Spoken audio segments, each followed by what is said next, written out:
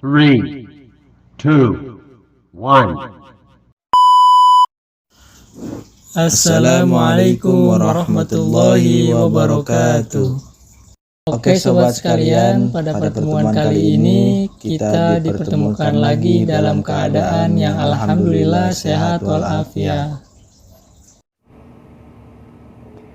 Sebelumnya kami mengucapkan syukur alhamdulillah kepada Tuhan yang Maha Pengasih lagi Maha Penyayang, itu Allah Subhanahu wa Ta'ala yang telah memberikan banyak nikmat, rahmat, dan hidayahnya kepada kita.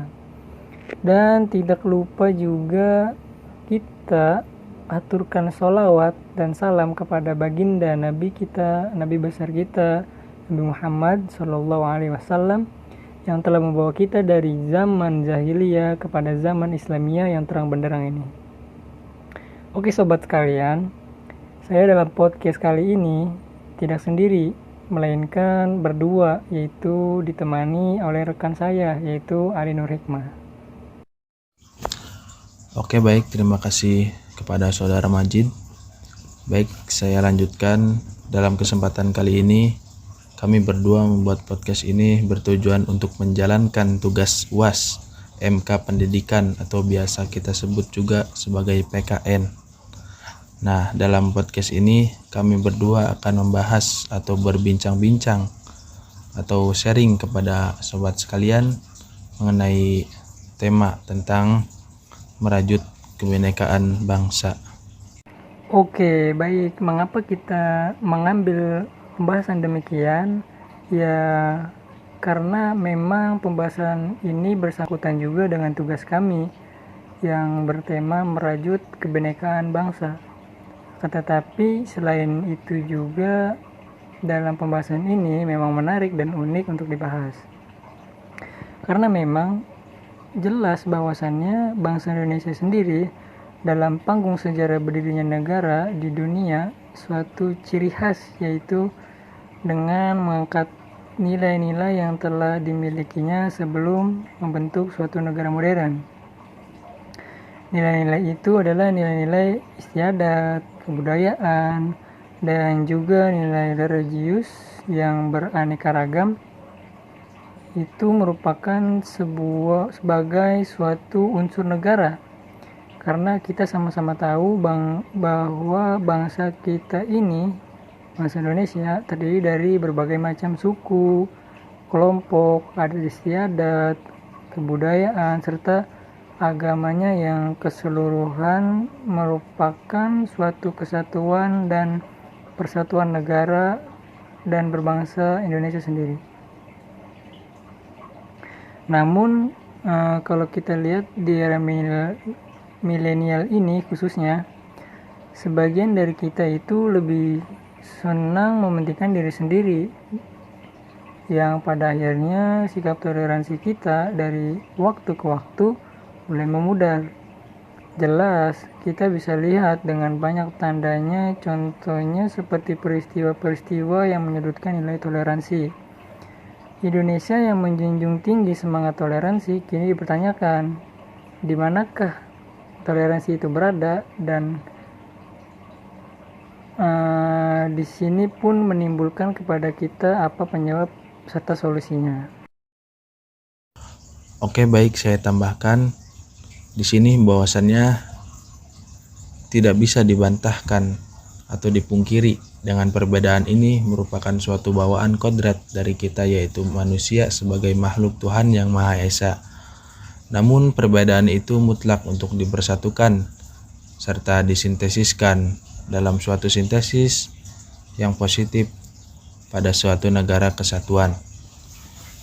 Pertama, saling menghormati terhadap sesama manusia, karena hal itu merupakan esensi dari nilai-nilai toleransi. Saling menghormati ini juga tidak hanya sebatas kelompok, sesama agama, ataupun sesama yang lainnya, tapi kita juga harus menghormati kepada orang yang berbeda latar belakang dengan kita.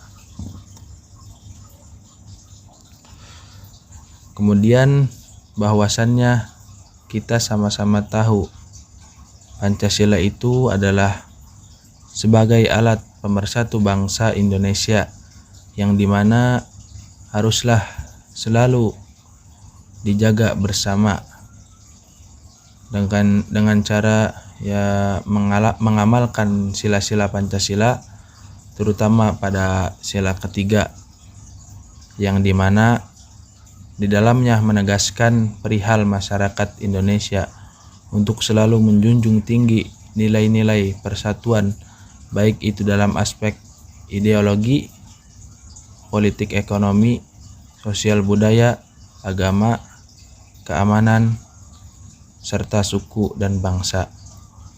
Karena pada dasarnya kita harus bersatu untuk kesatuan bangsa Indonesia yang merupakan negara yang memiliki banyak suku, bangsa, ras, dan agama. Selanjutnya memang bahwasannya pada sila ketiga jelas mencerminkan adanya sikap saling menghormati dan saling menghargai sesama. Yang dimana pada sila ketiga berbunyi Persatuan Indonesia. Nah, makna persatuan ini bukan berarti penyeragaman, akan tetapi dengan prinsip persatuan, keanekaragaman yang ada tidaklah hendak dihilangkan atau diseragamkan, melainkan tetap dibiarkan hidup dan terus berkembang. Namun dengan demikian juga perbedaan-perbedaan yang ada di antara berbagai suku bangsa bahwasannya itu tidak perlu ditonjolkan atau bahkan menjadi ukuran pertama dalam bertindak.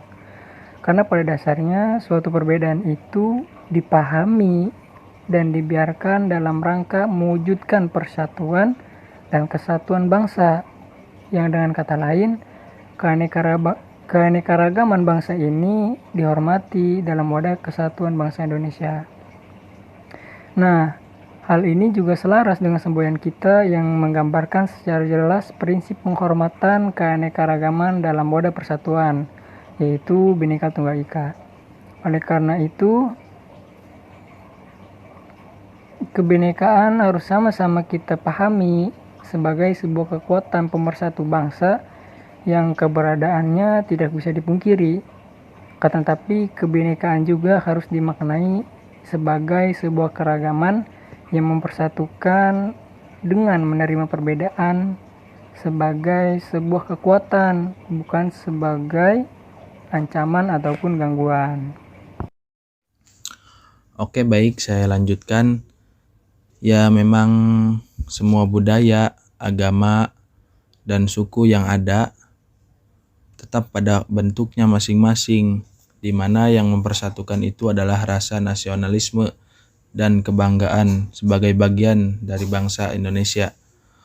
Oleh sebab itu, Bhinneka Tunggal Ika sendiri tidak bisa dianggap hanya sekedar semboyan, melainkan harus dihayati, disimpan di dalam sanubari kita sebagai warga negara Indonesia untuk menjaga persatuan dan kesatuan negara. Memang pada prinsipnya semboyan bangsa kita ini memiliki makna yang sangat penting, yaitu toleransi dan kesatuan. Yang dimaksud dengan toleransi adalah mencairkan perbedaan, menjadikannya sebagai persatuan, sehingga tidak ada perpecahan atau konflik di dalamnya. Kemudian kesatuan itu maksudnya adalah hal yang harus dilakukan dalam mewujudkan keseiringan dan mencapai tujuan dari berbagai ras, suku, budaya maupun agama. Kembali kita melihat bahwasannya kita sama-sama tahu kondisi di era milenial saat ini masih banyak masyarakat Indonesia yang acuh, bodo amatan, ataupun menghiraukan semangat toleransi, yang itu berakibat timbulnya berbagai kasus intoleransi di Indonesia, yang dimana kasus ini memang sering terjadi, biasanya bersangkutan dengan hal agama, yang biasa kita sebut persoalan itu adalah anti toleransi dan anti pluralisme, yang semakin menguat karena memang tidak hanya dipengaruhi oleh iman atau kitab suci, tetapi banyak dipengaruhi dengan faktor real seperti halnya politik, ekonomi, sosial, dan budaya. Maraknya persoalan ini juga sangat mengganggu dalam perdamaian kehidupan masyarakat. Ya memang karena pada dasarnya bersangkutan dengan keamanan masyarakat. Kemudian saya akan memaparkan sedikit juga bahwasannya berbagai ancaman itu dapat datang karena tidak adanya sikap toleransi. Contohnya seperti konflik yang masih hangat ini, yang dimana dibahas akhir-akhir ini, yakni dalam bidang politik yang dicampur dengan unsur agama, yaitu mengakibatkan kepada kita timbulnya banyak sekali kontra yang datang dari masyarakat, yang akhirnya muncul perpecahan. Sungguhnya masyarakat itu sendiri berhak untuk menyampaikan pendapat mengenai hal terkait itu, tetapi lebih baiknya mengungkapkan dengan tutur kata yang benar dan tidak menyinggung pihak tertentu, karena intoleransi tidak hanya menyebabkan konflik dan perpecahan, tetapi juga dapat menghambat perkembangan negara. Dari kasus intoleransi yang ada, kita bisa melihat bahwa masih banyak masyarakat Indonesia yang tidak memahami dan mempelajari apa itu arti kesatuan dan kebersamaan yang telah ditetapkan oleh para pahlawan dan rakyat Indonesia dalam melindungi negara dari para penjajah tanpa mengenal perbedaan. Dapat dikatakan dari satu sisi bahwasannya keberagaman ini akan menimbulkan masalah, seperti halnya konflik bernuansa agama, suku, ras, dan golongan yang apabila satu sama lain belum adanya saling memahami, menghargai, dan menghormati perbedaan. Tetapi di sisi lain juga akan menjadi kekayaan bagi kita karena kultur yang luar biasa apabila keberagaman ini dapat hidup dalam kebersamaan, kesetaraan, dan keadilan. Baik, saya tambahkan juga bahwasannya intoleransi bisa juga terjadi akibat dari rendahnya pemahaman seseorang tentang sesuatu. Jadi pada dasarnya hanya mendengar lalu terprovokasi gitu. Bisa juga akibat dari seseorang yang hanya mempelajari sesuatu sebatas tekstual, tidak dibarengi dengan kontekstual, yang itu akan mengakibatkan mudahnya untuk terprovokasi gitu. Dan akhirnya timbullah intoleransi di antara kedua belah pihak yang berbeda. Misalnya dalam konteks beragama, ya janganlah berbicara tentang agama yang berbeda, akan tetapi bicaralah tentang agama seagama saja gitu. Ya namun yang berbeda pemahaman saja sudah saling menyalah-nyalahkan, apalagi yang sama pemahamannya gitu. Nah, sekarang menurut Majid gimana nih? Kenapa hal ini terjadi gitu? Hal ini timbul dalam pikiran saya. Apakah orang yang menyalah-nyalahkan ini menguasai secara kontekstual dalam keilmuannya? Apa maksudnya tuh dalam keilmuan beragamanya atau tidak gitu? Kalau menurut saya sih fakta di lapangan itu berbeda, karena bahwasannya ia hanya belajar agama secara tekstual, bahkan bisa lebih parahnya lagi belajar agama melalui searching di Google. Karena apabila hal itu terjadi sangatlah ironis sekali. Oleh karena itu kita dalam hal ini penting, jika kita tidak mengetahuinya maka kita harus tanyakan terlebih dahulu pada yang lebih tahu atau ahlinya. Pada dasarnya untuk mempelajari sebuah ilmu, janganlah hanya sekedar membaca, tapi juga perlu adanya penjelasan dari seorang guru ataupun ahlinya. Karena bahaya apabila toleransi sudah tidak menjadi budaya dalam bersosial dan berbudaya, maka jangan pernah berharap bangsa kita ini dapat menjadi bangsa yang besar dan maju. Karena prinsipnya pada dasarnya begini, jangankan untuk jadi bangsa yang besar dan maju, untuk bersatu aja tidak mau. Oleh karena itu, spirit toleransi sangatlah diperlukan dan itu harus terus didobrak dan ditumbuhkan, terutama pada generasi zaman kita ini di era milenial. Karena pada dasarnya kita menyadari pendidikan toleransi sejatinya telah lama tumbuh pada berbagai level. Contohnya, mulai dari lembaga terkecil masyarakat yaitu keluarga, hingga yang terlembaga pada sistem pendidikan.